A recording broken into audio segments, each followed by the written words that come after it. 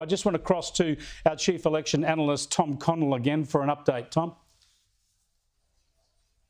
Chris, the blue wall is broken, and I'll show you what this means in a moment. Pennsylvania, I told you we needed a bit more of the vote to come in. We've got it. You can see the total vote now in Pennsylvania, 91, nearly 92% counted, 3.4% the margin, or more than 200,000 votes. The current rate in terms of the votes remaining, it's not going to close enough. That's going to be a clear win to Donald Trump. So he carries Pennsylvania. That's another one that he's flipped. When we go now to our overall results, we colour it in and we see that Pennsylvania is now going to be Donald Trump's going to win that presidential election, 267. So what's to come? How does he get there?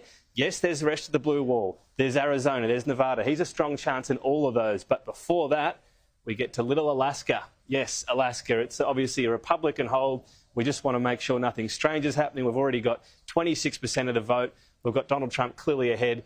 This is just something the Republicans don't lose. So we also have a victory for Donald Trump in Alaska. What does that mean? The race to 270, well, that is now over. Donald Trump wins the state of Alaska. And as a result, Donald Trump is once again going to be the president of the United States. Extraordinary stuff, Tom. Thanks for that, Tom Connell. There, we call it here on Sky News.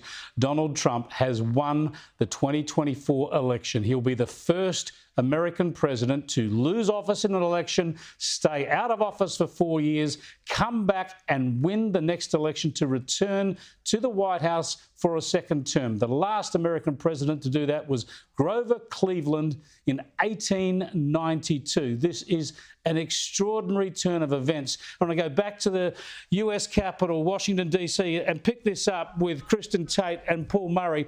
We talked a bit, Kristen, about the media and the left and how they should be ashamed about how they've facilitated all this, if you like. We'll get back to that in a while because it deserves some examination. But talk to me about Trump's supporters. His base has stuck with him through thick and thin and has been demonised by sometimes their fellow citizens and certainly by the nation's elite for a decade. Well, of course, and I think the attacks on Trump supporters from the media and the left, though, have lost a little bit of their venom. I mean, at this point, you know, you turn on the television and you see these talking heads trying to demonize Trump supporters or Trump and calling Trump and his supporters Hitlerian, and people just kind of roll their eyes and yawn at this point. They have been ringing these false alarm bells on the media about Trump being a dictator and all of his supporters being complicit in that for years. And guess what? Trump was in office for 4 years. We were able to see how he governed. The whole Trump is a dictator thing just doesn't really add up. We have no history to support that claim. Yeah. So I think it kind of rolls off the back of a lot of his supporters now. But of course, they're extremely excited tonight. They were successful in getting the numbers they needed and convincing people who didn't vote for Trump in 2020 that this messaging from the media is a lie.